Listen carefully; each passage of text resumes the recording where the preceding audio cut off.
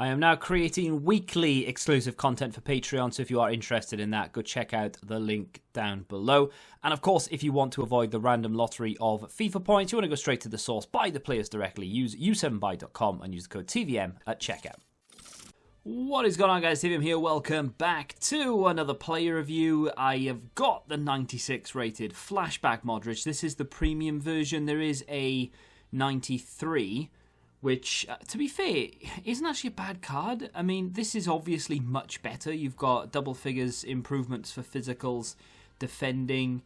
You've got 7 in pace, 5 shooting, 4 passing, 4 dribbling. It is a big upgrade, actually, over the 93. So if you can afford the 96 and you want a version, I would definitely recommend getting the 96 over the 93, but it's not actually badly priced for those who literally have nothing. You know, if you're just scraping the barrel and you have almost nothing, and you can maybe put in a couple of cards that you have right now that you won't be using anymore to get the 93, then I can understand the benefit of it. The 96, however, is as close to endgame as you can possibly get. He's 4-star, 4-star, 5'8", lean body type, high work rates. I've got him in a 4-2-3-1, naturally, what else? But he's not playing the CDM role, because the way that I play, I'm assuming this is the same for most people, to be fair. One of the CMs in the 4-2-3-1 will be stay back while attacking. The other one is essentially free roam. They get given a license to wander forward, come back and do whatever they want. That's Modric. So he has the...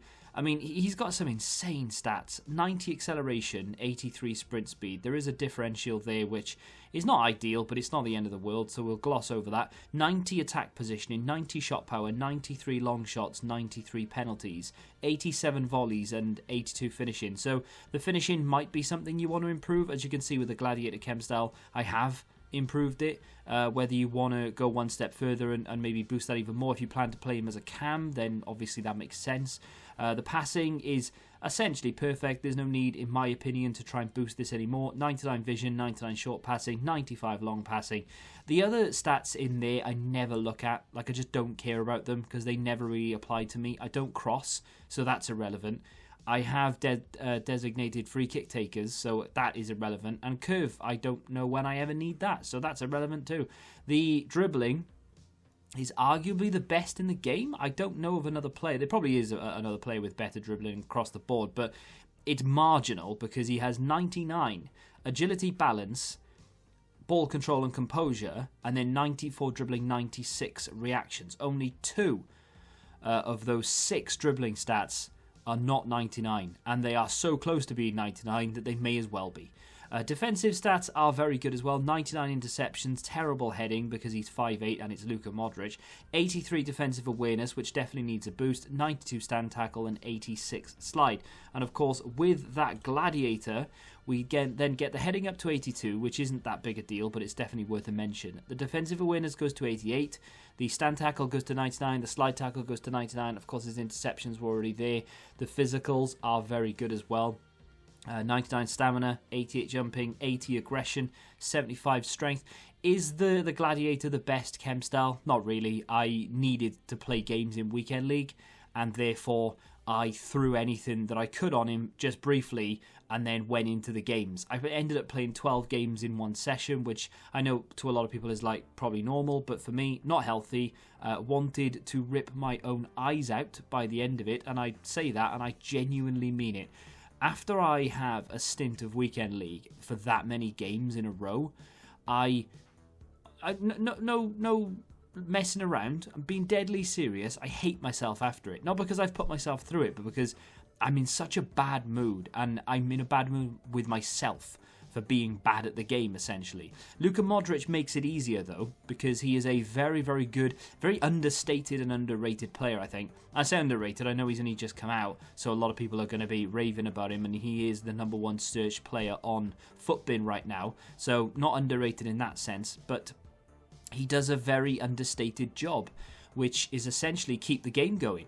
He dictates tempo. He will get involved and intercept the I would say the odd stray ball, but any stray ball that comes anywhere near him, he's going to intercept it. He gets the game moving again. He'll be the one that you pass to in the middle and then you look to drive forward with. Now, the clips are questionable because a lot of them are defensive. He didn't get a single assist or goal, I don't believe, in the 12 games, but he's not there to do that. He's not in the team to score goals. He's not in the team to get assists. He's in the team to essentially, or not essentially, that's not a word. He is essentially an assist to the assister. So what he does is he will play a ball. Julian Brandt is very good at it. He will play a ball into a great position where a player can then make a pass to get a goal. Does that make sense? So he's going to assist the assister of the goal. Like I said, Julian Brandt in real life is very good at it. If you have a look at the top rankings, not just in Bundesliga but around Europe, Julian Brandt is one of the highest for those sort of second assist ball type passes, where he will spot the create. It's basically having the vision to spot the space, to spot the gap, to spot the player in the right position, so on and so forth. So the clips are very much that sort of thing, a lot of just passing around the midfield. His passing is, I would go as far as to say that he doesn't really put a pass wrong. In one game, in fact in every game that I played, I think I had above 90% pass accuracy, which is by no means down to Modric by himself, but he has a huge contribution to that because his passing is so good. There is very little in the way of negative to say anything about this card. In fact, when we get to the review screen in a minute or so, you'll see that the only negative I've written down is links outside of La Liga, because that is quite literally the only negative worth mentioning. If you have a team that isn't Real Madrid or La Liga based, you are going to struggle to get him into a team. That's it. That's the only negative. He is fantastic defensively, especially with the chem style. To be honest, like I said, the Gladiator might not be for you, and you might want to look at something else. I wanted to boost the finishing just in case he ever got into the position where he's going to score, because like I said, he's not there to score goals, and yet I've stuck a Gladiator on him. So how does that make any sense? No, you're right. You are absolutely correct. There's not really any need for me to boost that finishing, because once in a blue moon will he ever be actually through on goal. So realistically, what I should be doing is maybe something like a backbone, which gives him a 5+ strength. You get the defensive boost. The heading doesn't go up by as much because the defensive awareness goes up even more, and that is far better for this card than it is for the heading to go up, because it's just not relevant. He never heads the ball. And then, of course, you do get that extra crossing, long passing, and curve, if you're interested in that. But any defensive chem style, the Sentinel, for example, is a banger, because you get 10 defensive awareness up to 93, slide tackle and stand tackle both go to 99, but you get a 10 strength and you get 10 aggression. So to be fair, what I'm probably going to do is give Modric a Sentinel, because he is in my weekend league team now. That's it for the rest of the game. He won't change. I use the Footmas card quite a lot. I ended up giving that up in the SBC, but he went away for a while because he sort of started to become a little bit ropey in places compared to some of the other cards available. But now that this is obviously a much boosted card over that 92, I'm going to bring him back in, and I think the Sentinel could be the way forward if you're going to play him like I did, either as a holding midfield player or that sort of free roaming 4-2-3-1 kind of guy. As a cam, you just need to boost up the finishing, really. I mean, to be fair, as a cam, a Hunter might not be a bad idea, because you get that 87 finishing, 99 shot power, 95 positioning, but then you also get 99 acceleration, 93 sprint speed. Just something worth considering. I'm not saying you should be doing that, but I'm going to go with the Sentinel, I think. This card is sensational, and it's around 200,000 coins, maybe even cheaper if you use some of the untradables that you undoubtedly have in your club. Like I said, though, if you are one of those who don't have an awful lot of stuff to give up, and maybe you don't want to do this, that 93 isn't a terrible option. I probably wouldn't bother with it, but if you are just really hard up for coins and players, and you need that Modric, then the 93 isn't a terrible shout. With that being said, though, this is endgame in every sense of the word. There's very little to say about it in terms of negativity.